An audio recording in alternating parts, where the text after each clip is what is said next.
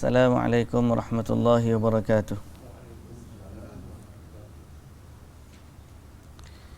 Bismillahirrahmanirrahim. Alhamdulillahi rabbil alamin. Wassalatu wassalamu ala asyrafil anbiya'i wal mursalin Nabiyyina Muhammadin wa ala alihi wa sahbihi ajma'in. Rabbi syrah li sadri wa yassir li amri wahlul 'uqdatan min lisani yafqahu qawli, amma ba'du. Puji dan syukur bagi Allah Subhanahu wa taala, Tuhan sekalian alam. Selawat serta salam atas junjungan kita Nabi Muhammad sallallahu alaihi wasallam, juga atas ahli keluarga baginda, para sahabatnya dan para pengikutnya sehinggalah ke hari kiamat. Alhamdulillah. Muslimin dan muslimat yang dirahmati Allah, hari ini kita sambung bacaan kita dari surah Al-A'raf, dan hari ini berkaitan atau sambungan pada ayat 157.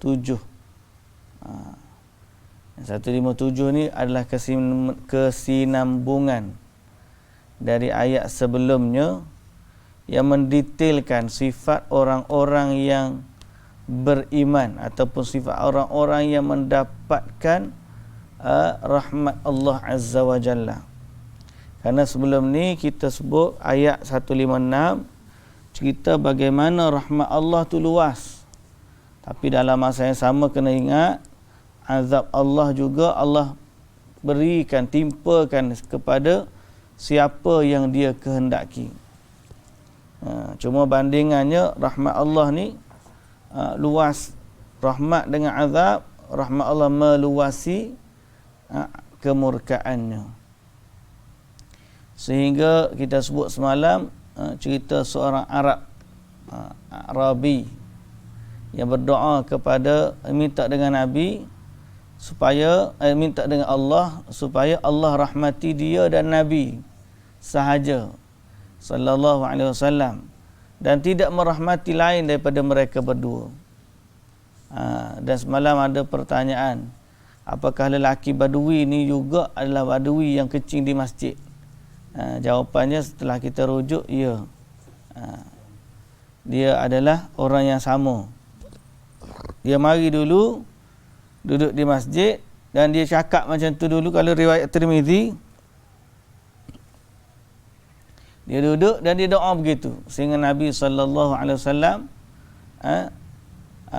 tegur dia, jangan sempitkan rahmat Allah yang luas. Duduk beberapa ketika, dia kecing pula dalam masjid.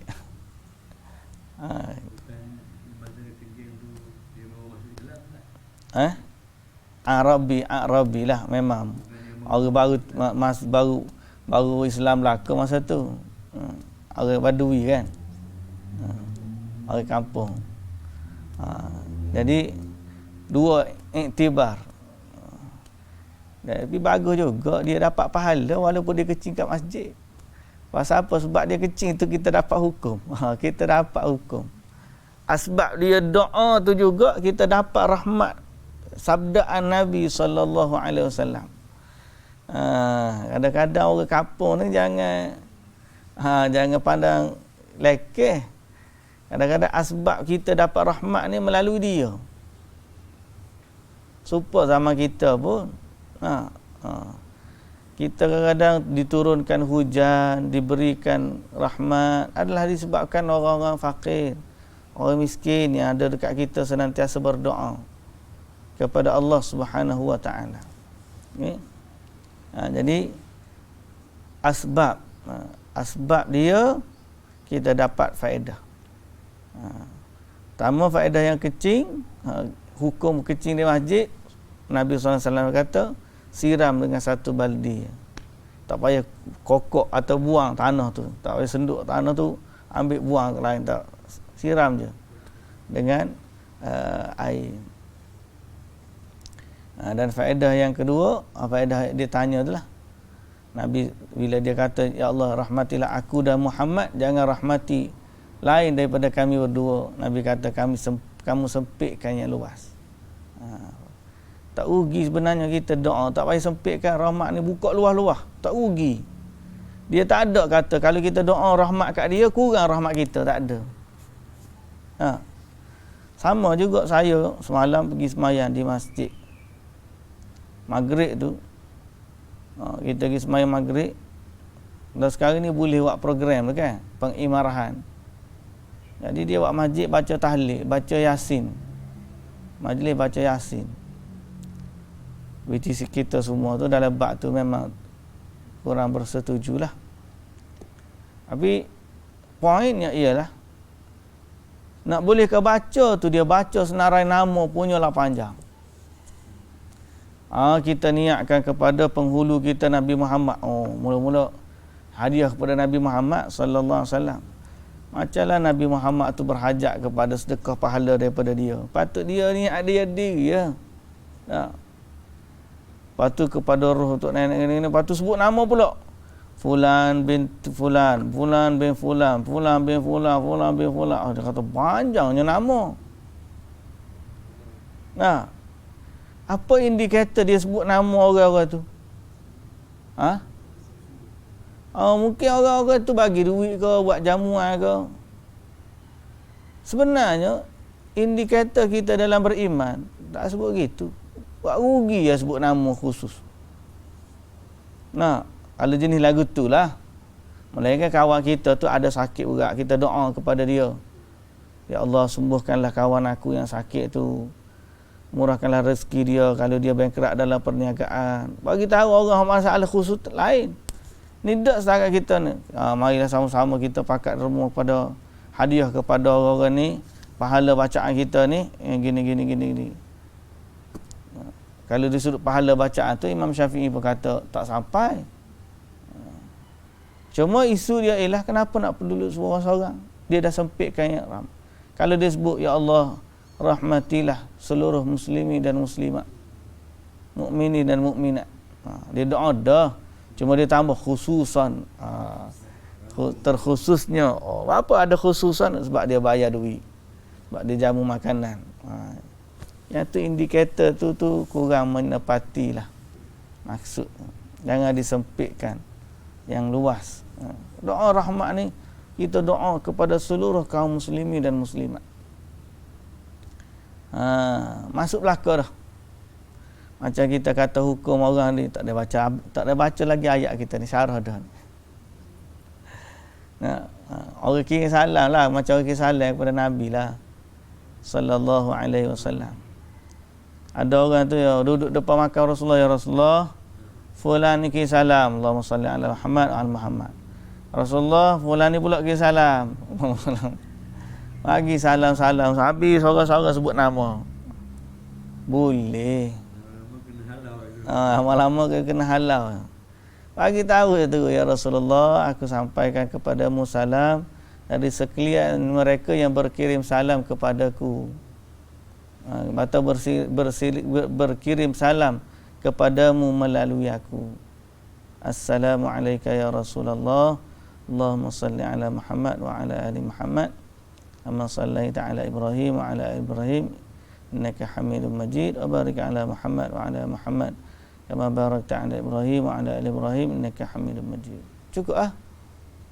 Ni sebut nama fulan. Jenuh lah tu. Letih lah jadi.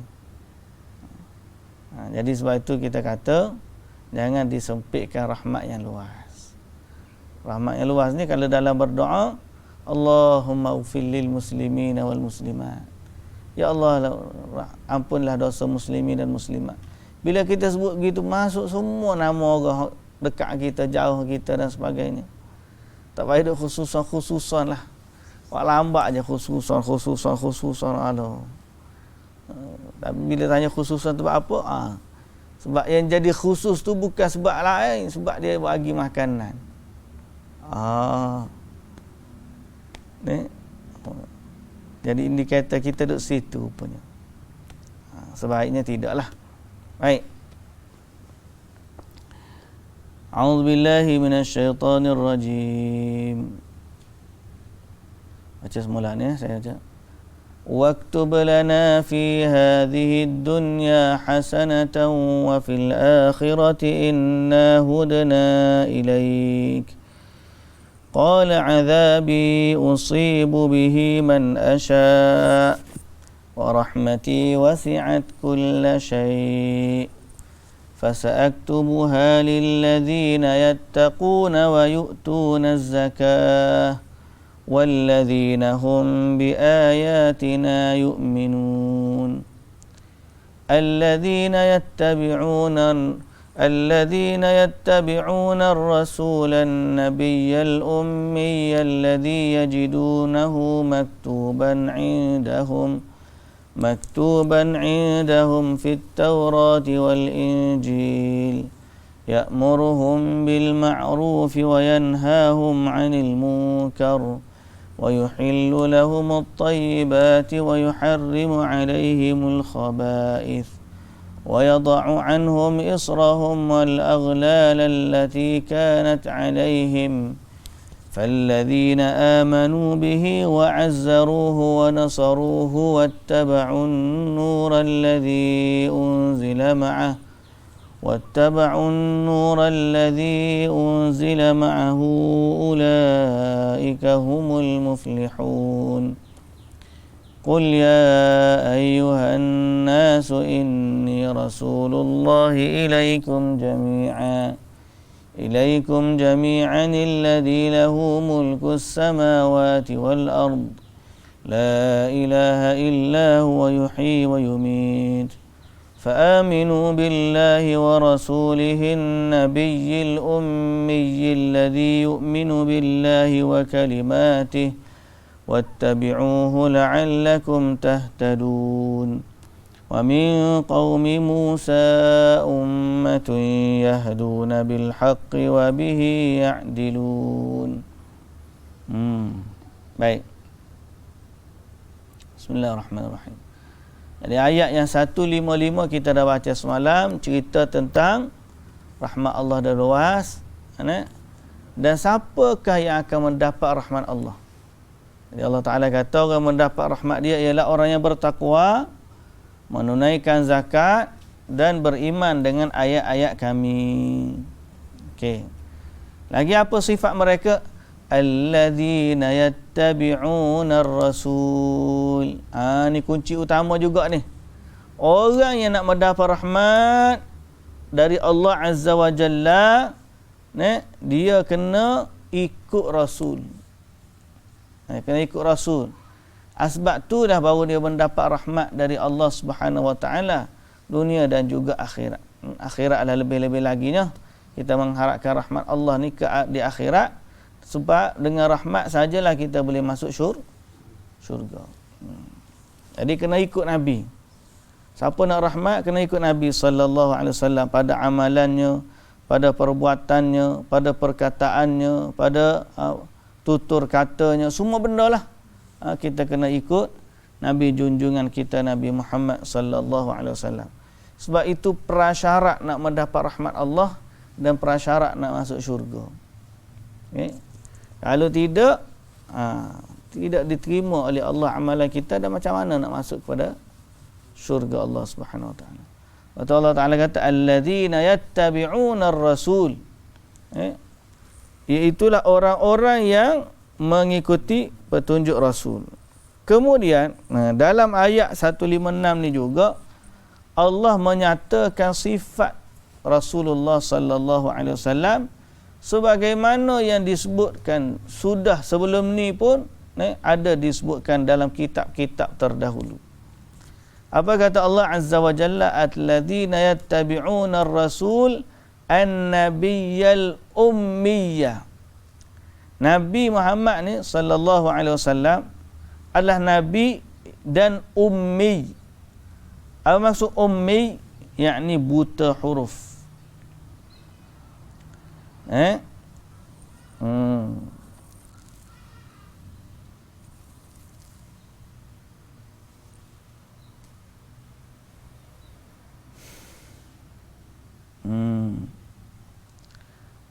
Alladhi ummi buta huruf, buta huruf. allazi yajidunahu maktuban, yang mereka dapati tertulis, indahum fit Taurati wal Injil, tertulis di sisi mereka dalam kitab Taurat dan juga Injil. Berarti sifat Nabi Muhammad sallallahu alaihi wasallam ni sudah pun dijelaskan oleh Allah sebelum daripada lahirnya Nabi sallallahu alaihi wasallam. Okay? Dan orang-orang Yahudi disebut dalam Quran, mereka kenal Nabi Muhammad sallallahu alaihi wasallam dengan sifat-sifat yang tertulis tu. Mereka kenal seperti mana mereka kenal anak mereka. Ingatnya, jelasnya, detailnya sifat Nabi sallallahu alaihi wasallam di dalam kitab-kitab yang terdahulu. Imam Ahmad meriwayatkan dari Abi Sakhr Al-Uqaili. Dia kata datang seorang lelaki Arab, qala jalabtu halubah ila al-Madinah fi hayati Rasulillah sallallahu alaihi wasallam. Jadi dia kata orang ni, dia kata dia pergi ke Madinah pada zaman Nabi sallallahu alaihi wasallam. Falamma faragtu min bai'i, dia gitu untuk bai'ah. Setelah selesai urusan dia bai'ah, qultu la ulqiyanna hadha ar-rajul fala asma'anna minhu. Okey.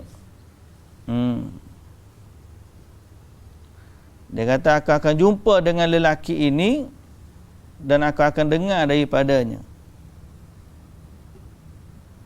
Fatalaqani baina Abi Bakrin wa Umar yamshuna fataba'tuhum hatta atau ala rajulin minal yahud nashiran Taurat. Jadi sahabat ni pun dia pun ikut Abu Bakar dan Umar. Kemudian mereka pun berjalan. Aku pun ikut sehingga jumpa dengan seorang lelaki Yahudi. Tengah buka Taurat baca. Dia an ibnillahu fil maut ka ajmalil futyan wa ahsaniha. Dia baca tu ya'zi biha nafsahu, yang meratapi kematian anak dia. Jadi dia Nabi sahabat ni dia jumpa dengan Yahudi.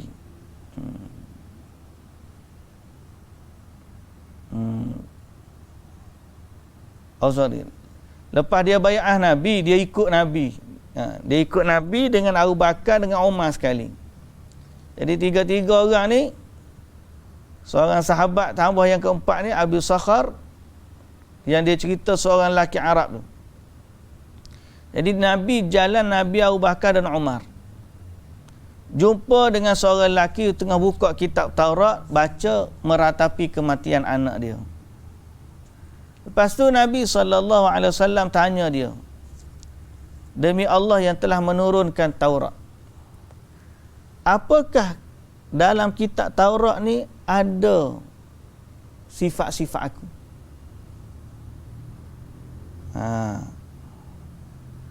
Faqala bi ra'siha kadza ay la. Yahudi pun jawab begini dengan isyarat dengan kepala dia menunjukkan tidak. Faqala ibnuhu, berkatalah anak pada lelaki tersebut, wallazi, dia kata, demi Tuhan yang menurunkan Taurat, kami mendapati dalam kitab kami ada sifat kamu dan tempat keluar kamu. Lalu aku beriman, aku bersaksi bahawa sesungguhnya tidak ada Tuhan yang berhak disembah melainkan Allah, dan aku juga bersaksi engkau adalah Rasulullah. Kemudian bila lelaki ataupun anak dia tu pun matilah. Tadi tu dia meratap pun masa tu nazak lah. tak mati. Orang baca Taurat tu. Bila budak tu kata lagu tu, Nabi SAW kata, aqimul yahudiyya an akhikum. Okey. Nabi kata, ambillah dan uruskanlah jenazah dia. Thumma tawalla kafanahu wassalata alaihi. Kemudian Nabi kafankan dia dan salat ke atasnya. Jadi budak lelaki Yahudi tadi masuk Islam. Fokus perbincangan kita ialah bila soalan Nabi kepada ayah dia tu. Ada ke tak cerita Nabi dalam Taurat? Yahudi tu kata giling kepala tak ada. Tapi anak dia hak nak mati tu, anak dia kata ada. Dan aku bersaksi engkau adalah Rasulullah. Ya, saksi la ilaha illallah dan engkau adalah Rasulullah. Bapak tak ada. Budak ni jujur sikit. Sembunyi lah. Yahudi ni memang dia sifat dia sembunyi. Dia tak nak bagi tahu Nabi pada tak ada. Baik. Ni sehingga dalam apa tu? Dia Bukhari pun kata Ati' Abul Qasim. Nabi kata kepada anak dia tu, bila anak dia tengok ke ayah dia tu nak ikut ke Nabi Muhammad ni, ayah dia kata ikutlah Muhammad. Jadi dia pun mati dalam keadaan Islam. Baik. Jadi berdasarkan ayat dan hadis tadi kita tahu sifat Nabi ni ada dalam Taurat. Ada dalam Injil. Cumanya mereka tak nak mengaku dan tak nak terima. Dia tak nak mengaku, tak nak terima kerana kesombongan yang mereka ada dan keta'assuban terhadap kitab-kitab mereka. So dia ni kerana dulu ni untuk bangsa dia je. Kenapa dia sangat secure? Sebab dia tak nak hilang keistimewaan dia sebagai bangsa yang terbaik. Yahudi ni kabilah yang mulia di sisi syariat Nabi Musa. Mari syariat kita, dia tak nak terima sebab dia tak nak hilang kemuliaan tu. Padahal kalau dia masuk Islam tetap dia mulia dan orang lain mulia juga. Tapi Yahudi tak nak. Dia tak nak bangsa lain mulia. Dia nak dia. Betul, Allah Ta'ala kata wadda katsirun min ahli kitab law yaruddunakum min ba'di imanikum kuffaran hasadan. Dia tak nak beriman tu sebab dia kufur dan hasad dengki. Kalau kira sifat ada belaka dalam Taurat. Dia kenal seperti kenal anak mereka. Siapa pun ikatkan cerita Nabi pergi nak berniaga dengan Abu Talib, jumpa dengan rahib dekat Buhaira tu. Dia kata jangan buat pergi dia ni ke Syam. Jangan pergi. Balik Mekah. Pasal dibimbangi Yahudi bunuh. Sebab apa? Sebab Yahudi tengok kena ada. Sifat-sifat Nabi Muhammad tu ada dalam Taurat.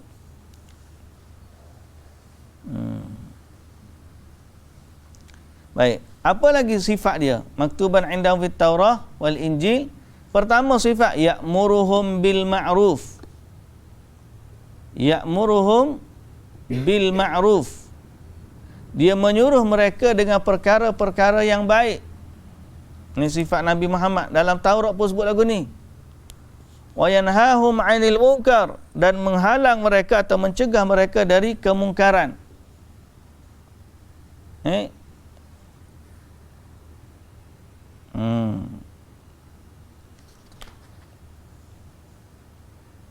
Wa yanhahum 'anil munkar,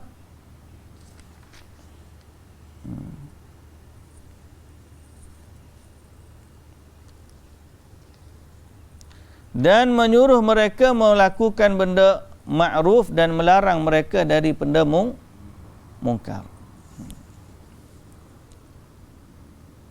Wa yuhillu lahumut thayyibat wa yuharrimu 'alaihimul khaba'ith. Dan menghalalkan segala benda yang baik dan mengharamkan kepada mereka segala benda yang buruk. Dan ini juga satu nanti pencerahan faedah daripada hadis ni, kita sebut tentang bagaimana semua yang dihalalkan itu adalah baik, dan yang diharamkan ada sebab dia diharamkan, kerana dia adalah tidak baik. Wa yada'u anhum israhum, dan dia juga menghapuskan dari mereka beban-beban dan belenggu-belenggu yang ada pada mereka. Yang ini beban-beban dari syariat yang terdahulu dan beban-beban daripada kesyirikan orang-orang terdahulu. Maka dengan datangnya syariat Islam dibawa oleh Nabi sallallahu alaihi wasallam, maka terhapuslah beban-beban itu. Kita buat sebagaimana syariat Nabi Muhammad sallallahu alaihi wasallam. Dan syariat Nabi Muhammad sallallahu alaihi wasallam adalah syariat yang paling ringan, paling istimewa, paling ramai pengikut dia. Sehingga Nabi sallallahu alaihi wasallam pesan pula kepada sahabat-sahabat yang nak pergi berdakwah, sebagaimana kata Nabi kepada Mu'adz dan Abi Musa al-Ash'ari waktu dia hantar ke Yaman. Nabi kata, basyira wa la tunaffira, wa yassira wa la tu'assira. Berilah khabar gembira, jangan cakap benda takut je. Berilah dalam dakwah kita ni, dahulukan perasaan kasih sayang, rahmat, belas ihsan. Dahulukan dengan perkara tu. Wala tunaffiru, jangan kamu menakut-nakutkan orang pada agama sampai orang tak nak masuk dalam agama. Pasal bunyi agama ni masalah. Jadi padahal yang Nabi sallallahu alaihi wasallam ni dia menghilangkan perkara tersebut. Basyira wala tunaffira wa yassira wala tu'assira. Beri khabar gembira, jangan membuatkan orang lari daripada agama, permudahkan dan jangan memperpayahkan. Permudahkan dan jangan memperpayahkan. Jadi ini sifat syariat yang dibawa oleh Nabi sallallahu alaihi wasallam. Wal isra wal aghlal allati kanat alaihim. Sehingga Allah Subhanahu wa taala dengan syariat Nabi Muhammad sallallahu alaihi wasallam ni banyak sangat kemudahan. Banyak sangat kemudahan, dan ada ayat yang menjadi nur yang Allah Ta'ala tak turunkan kepada umat terdahulu. Apa dia? Satu, Al-Fatihah. Cahaya yang tidak pernah diturunkan kepada umat terdahulu. Satu lagi, akhir surah Baqarah. Apa dia akhir surah Baqarah? Amanah Rasul dengan tengok. Benda yang Allah Ta'ala tak turunkan pada umat terdahulu. La yukallifullahu nafsan illa wus'aha. Tak turun ni pada umat terdahulu. Ni maknanya syariat Nabi Muhammad ni, Allahu Akbar, sallallahu alaihi wasallam, adalah syariat yang sangat-sangat bersesuaian dengan manusia. Nabi Musa berat uji pada umat Nabi Musa dulu pun berat. Nabi Musa kata, umat aku tak mampu. Mereka sampai taubat kena bunuh diri. Banyak lagi benda-benda syariat daripada mereka ni, kalau dikira berat bagi kita. Tapi pada Nabi Muhammad sallallahu alaihi wasallam diberikan keringanan. Mereka harta-harta yang diambil daripada hak Firaun, dia bakar, dia tak boleh ambil, kan? La yukallifullahu nafsan illa wus'aha. Tu syariat kita. Tak turun pada sebelum ni. Ayat ni, ayat la yukallifullahu nafsan illa wus'aha, tidak diturunkan oleh Allah melainkan kepada umat Nabi Muhammad sallallahu alaihi wasallam. Kemudian dalam keadaan begitu pun masih lagi Allah Ta'ala bagi keampunan bagi orang yang tak melakukan yang mudah tu. Sehingga Allah Ta'ala ajar pula, Rabbana la tu'akhidna in nasina aw akhta'na. Kalau kami terlupa, kalau kami tersalah, ampunkanlah kami. Rabbana la tahmil alaina isran kama hamaltahu ala alladhina min qablina. Ya Allah, janganlah kamu bebankan kepada kami isran. Ni wa yadha'u anhum israhum. Sama kan? Kama hamaltahu 'ala alladhina min qablina, seperti mana kamu bebankan kepada orang sebelum kami. Jadi Nabi ni dia datang menghilangkan bebanan tu. Orang rasa berat dalam agama dulu, datang syariat Nabi ringan. Rabbana wala tuhammilna ma la taqata lana bi. Ya Allah, jangan bebankan kami apa yang kami tak mampu. Padahal Allah Ta'ala kata dah di awal tu, la yukallifullahu nafsan illa wus'aha. Tapi Allah Ta'ala ajar lagi, minta doa dengan Allah, Rabbana wala tuhammilna ma la taqata lana bi. Tak cukup dengan tu, fa'fu anna waghfir lana warhamna anta maulana fansurna 'alal qaumil kafirin. Bila turun ayat ni barulah sahabat-sahabat gembira. Sebab bila turun ayat sebelum tu, alladzina amanu wa lam yalbisu imanahum bizulmin, kan? Orang-orang yang beriman dan tidak mencampur adukkan amalan mereka, imanan mereka dengan kezaliman. Jadi sahabat-sahabat duk rasa berat, yang mana ada orang tak buat salah. Tak, mesti ada buat salah. Bila turun ayat ni lega belaka. Ayat apa? Ayat akhir surah Baqarah tadi. Jadi menunjukkan bahawa syariat ni bukan sesuatu yang membebankan.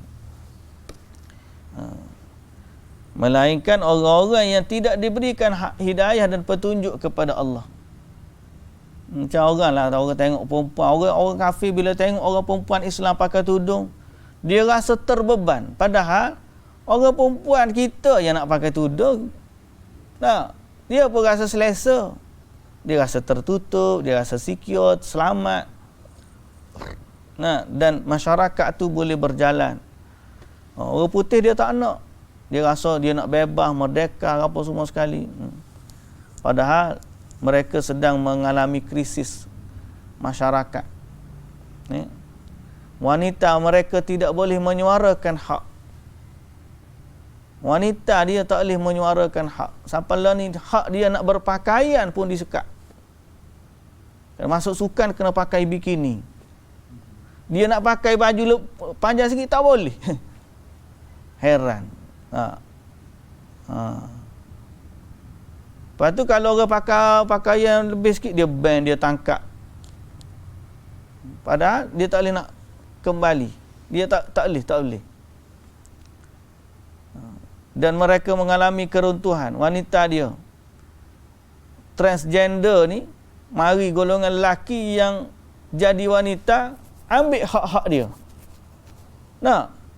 Ambil hak-hak wanita yang biologi ni, wanita original. Kita mana boleh.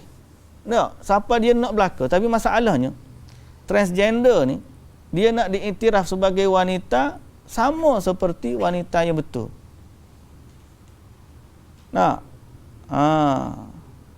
Kalau yang jadi lelaki, dia tak minta pula hak tu.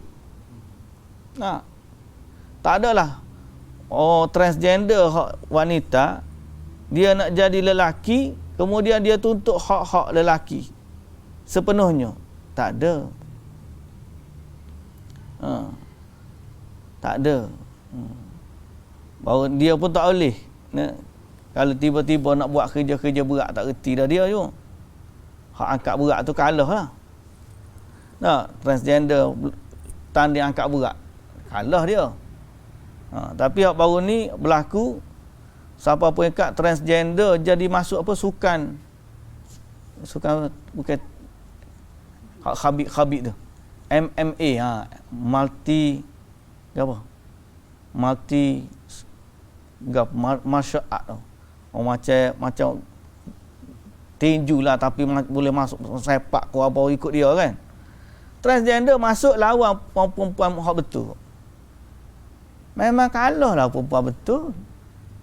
Siapa orang kata memalukan, sukan ni memalukan. Berarti kamu membiarkan seorang lelaki membelasah wanita. Yang mamat transgender tu, sebelum dia jadi transgender, dia adalah unit khas tentera. 30 tahun ke berapa? 23 tahun ke berapa, tak ingat berapa. Dia jadi tentera unit khas. Masuk dia ketul-ketul. Lepas tu dia pun tukar jantina, 5 tahun tukar jantina, masuk tandingan tinju wanita. Memang kena belasah lah kawan tu. Orang apa tu? Petinju-petinju lelaki kata memalukan. So kita katakan apa? Itu baru satu kes. Banyak lagi mereka ni bila lari daripada syariat dia akan jadi tunggang langgang. Tapi Islam dia tengok kita ni terbeban dengan agama. Dia rasa dia bebas, tidak terbeban dengan agama. Tapi natijahnya kita dengan agama jadi bahagia, dia dengan kebebasan dia menjadi derita dan sengsara. Hidup bermasalah. Society dia bermasalah. Anak ni panggil ayah dengan nama. Rasa sama level. Tak wajib taat kepada ibu bapa. Hak masing-masing. Anak boleh saman ayah dekat mahkamah. Pening. Nak rotan tak boleh. Nak cubik tak boleh. Mak pak pun kena hati-hati nak deal dengan anak, takut nak kena saman. Cikgu pun semua hak dia pelik-pening.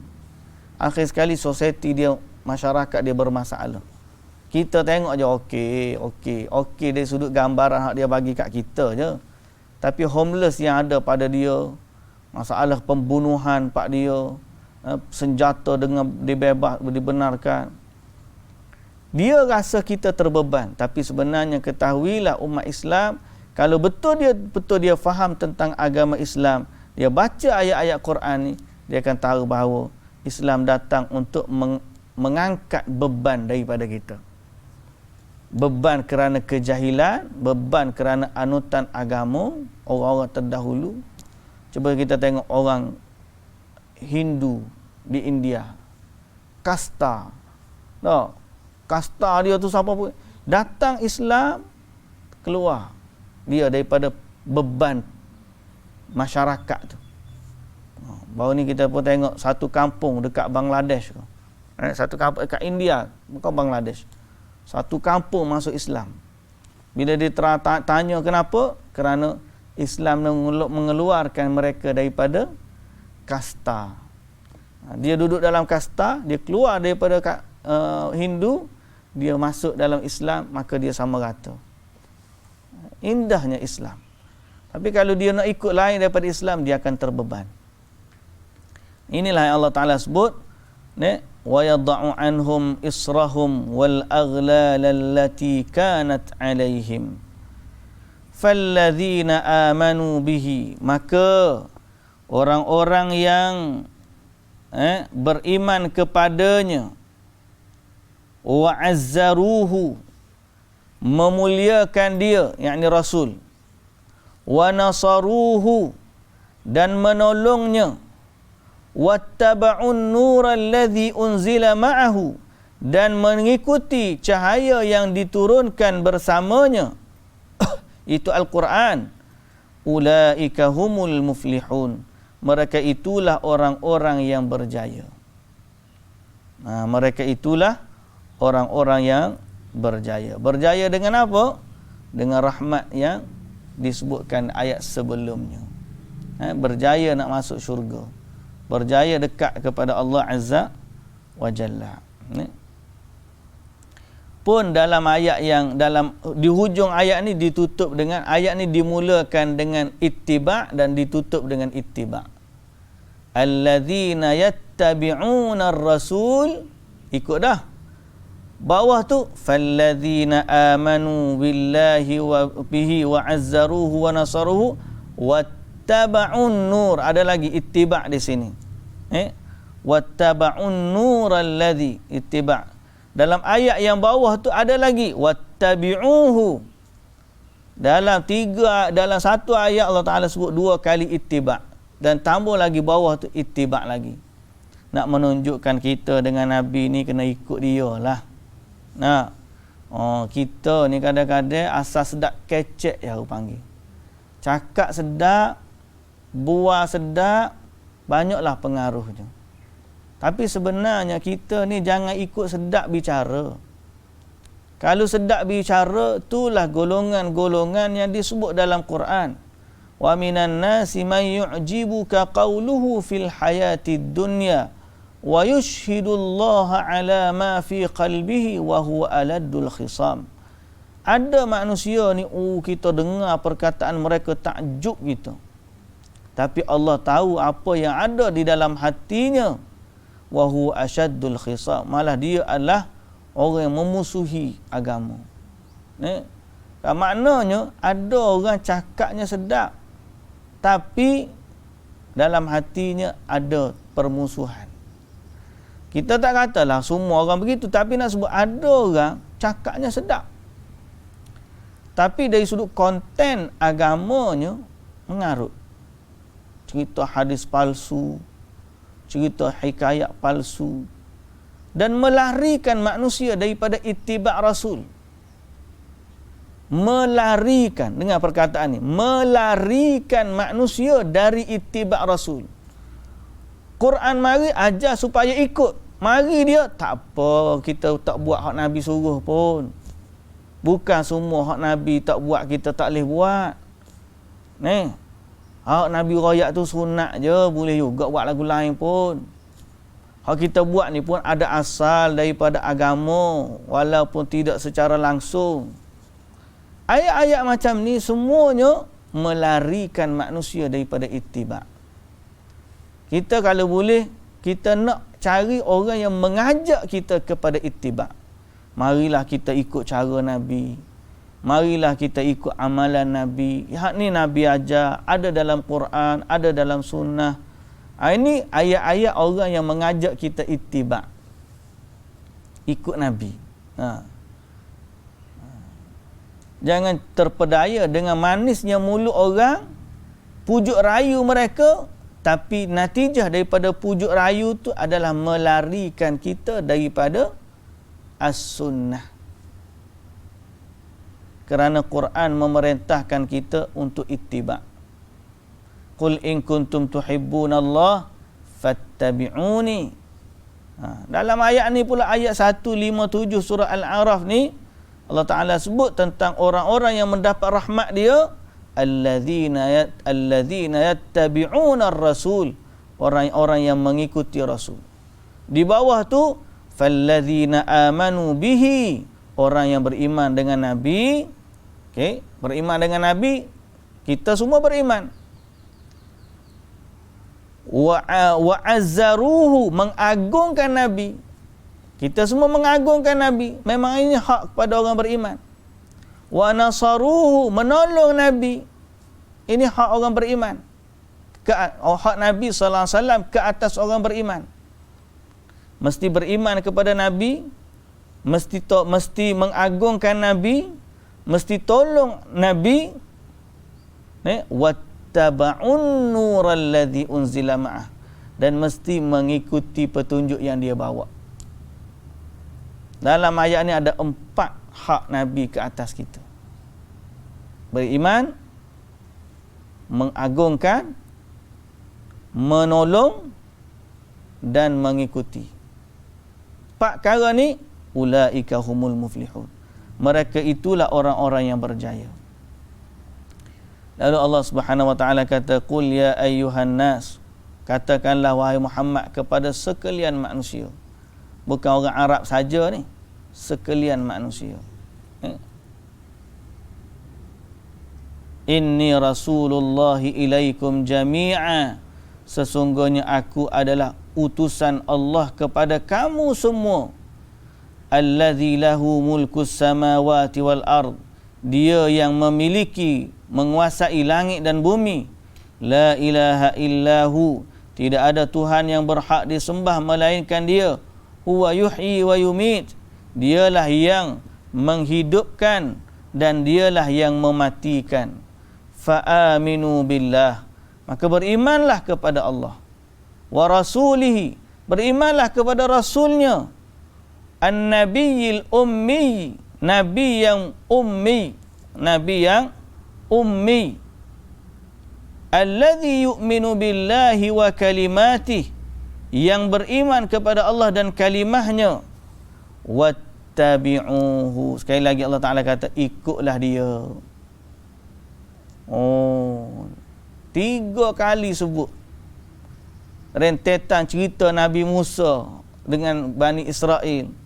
Nak sebutnya Bani Israel ni dia binasa sebab tak ikut Nabi Musa, maka orang Islam jangan ikut jejak langkah Bani Israel. Sebaliknya ikutlah Nabi. Baliknya ikutlah Nabi. Inilah faedah daripada ayat ni yang paling utama sekali.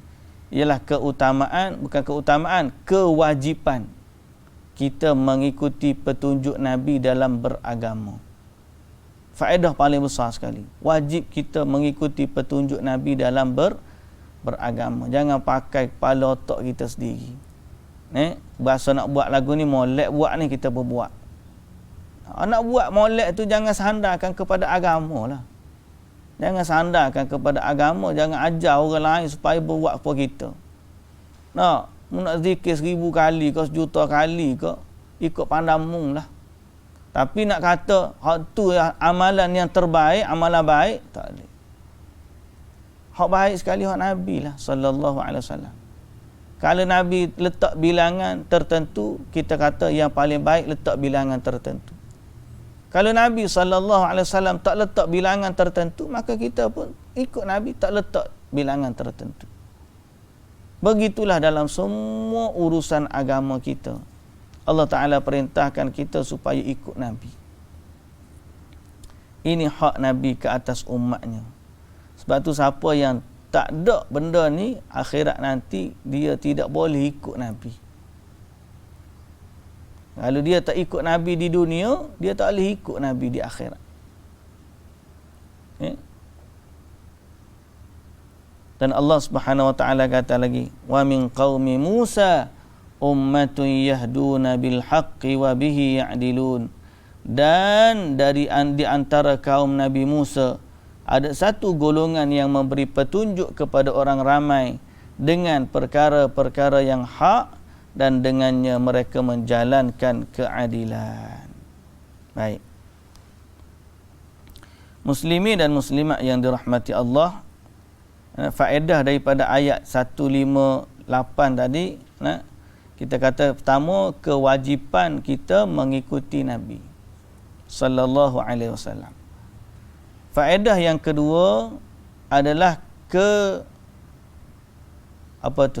kesyumulan ke bahasa kita, keumuman risalah Islam untuk sekalian alam. Makna risalah Islam ni berdasarkan ayat ni, Nabi diutuskan untuk sekalian alam, bukan untuk orang Arab saja. Sebaliknya untuk sekalian alam. Wal ayat fi hadha kathirah kama kana anna al ahadith fi hadha akthar min an tuhsar wa huwa ma'lumun min ad-din kulluhum. Semua sebenarnya ayat-ayat begini tu terlalu banyak. Hadis-hadis juga terlalu banyak. Bahawa menunjukkan Nabi Muhammad sallallahu alaihi wasallam ni diutuskan untuk sekalian alam. Dan terdapat hadis di mana Nabi sallallahu alaihi wasallam puji Abu Bakar As-Siddiq di saat orang mendustakan Nabi sallallahu alaihi wasallam, tapi Abu Bakar As-Siddiq beriman. Dalam ramai-ramai manusia, Nabi diutuskan untuk sekalian manusia. Tapi sewaktu sekalian manusia tak beriman kepada Nabi ni, Abu Bakar beriman. Ini kemuliaan Abu Bakar As-Siddiq radhiyallahu anhu. Ayat ni Nabi sebut waktu Abu Bakar dengan Umar tu ada selisih. Ingat tak? Di mana satu hari kanat baina Abi Bakrin wa Umar muhawarah tengah-tengah berbual antara Abu Bakar dengan Umar, fa'aghdaba Abu Bakrin Umar, fansarafa anhu Umar mughdiban. Kemudian tengah-tengah cakap, Abu Bakar cakap menyebabkan Umar marah. Umar marah, kemudian Umar pun pergi. Fa'atba'ahu Umar yas'aluhu an yastaghfira lahu falam yaf'al. Abu Bakar pun pergi minta maaf dengan Umar.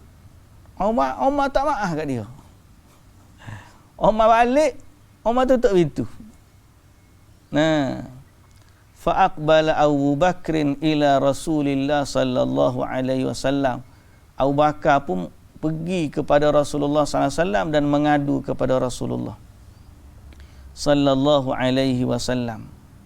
Berkata Abu Darda, masa tu Abu Darda riwayat hadis ni, kami masa tu duduk dekat Nabi.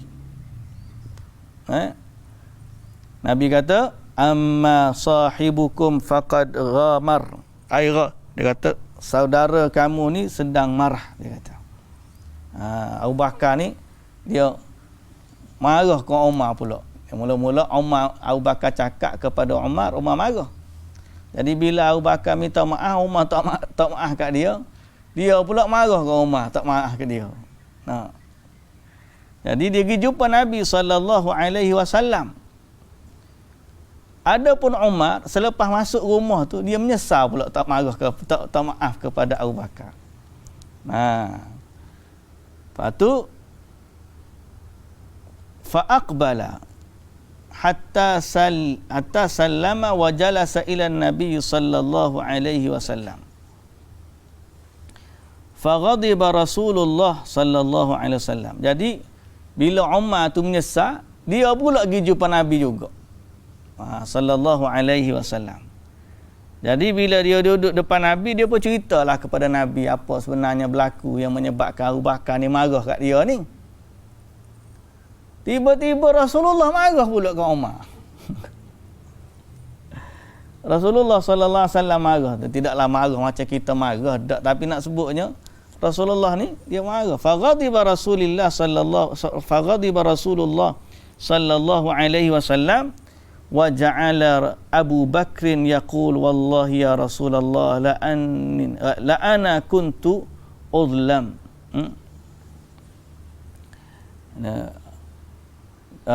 Abu Bakar pula pujuk Nabi, tak apalah ya Rasulullah, tak payahlah. Rasulullah lepas tu faqala Rasulullah sallallahu alaihi wasallam hal antum tariku li sahibi. Nabi kata, boleh tak kamu jangan buat sahabat aku ni marah. Boleh tak kamu tinggalkan sahabat aku ni, jangan buat Abu Bakar ni marah. Sesungguhnya aku waktu berkata kepada sekalian manusia, wahai sekalian manusia, sesungguhnya aku ini Rasul Allah diutuskan kepada kamu semua. Faqultum kadzabtum. Semua kamu kata Nabi bohong. Tapi Abu Bakar yang kata saat itu, sadaqta. Abu Bakar kata Nabi Muhammad betul. Maknanya Abu Bakar ni dia beriman kepada Nabi saat semua orang kufur, tidak beriman kepada Nabi. Ialah sebab dia orang Islam pertama. Dari kalangan lelaki, Abu Bakar lah yang pertama sekali masuk Islam. Daripada kalangan wanita, Khadijah. Kalangan kanak-kanak, Ali. Kalangan hamba, Zaid bin Harithah. Jadi ini antara kemuliaan Abu Bakar. Tapi nak sebutnya dalam hadis yang ni, Nabi kata aku diutuskan untuk sekalian manusia. Tapi Abu Bakar yang beriman kepadaku sebelum orang lain. Ini berkaitan dengan ayat yang kita baca. Bagaimana Islam atau Nabi sallallahu alaihi wasallam diutuskan untuk sekalian manusia. Baik. Jadi ikutlah Nabi. Itu faedah kita. Dan juga kemuliaan Abu Bakar As-Siddiq juga ada dalam hadis, ada dalam tafsir ini. Semoga Allah Subhanahu wa taala menjadikan kita ni hamba yang beriman kepada Allah, yang mengikuti sunnah Rasulullah sallallahu alaihi wasallam. Baik. Habislah setakat tu. Di mana Allah Ta'ala juga menyebut ada juga di kalangan orang umat Nabi Musa tu yang betul, ada. Sebagaimana Yahudi pun ada Yahudi hak betul hak zaman Nabi dulu, dan ada Yahudi hak tidak beriman kepada Nabi. Adapun setelah Nabi sallallahu alaihi wasallam wafat hari ni, semua Yahudi walau baik setara mana pun tidak akan diterima Islam dia, melainkan dia kena ikut syariat Nabi Muhammad sallallahu alaihi wasallam. Baik, wallahu taala alam, kita berhenti setakat tu. Insya-Allah pada minggu depan kita sambung lagi. Subhanakallahumma wa bihamdik, asyhadu an la ilaha illa anta, astaghfiruka wa atubu ilaik. Assalamualaikum warahmatullahi wabarakatuh.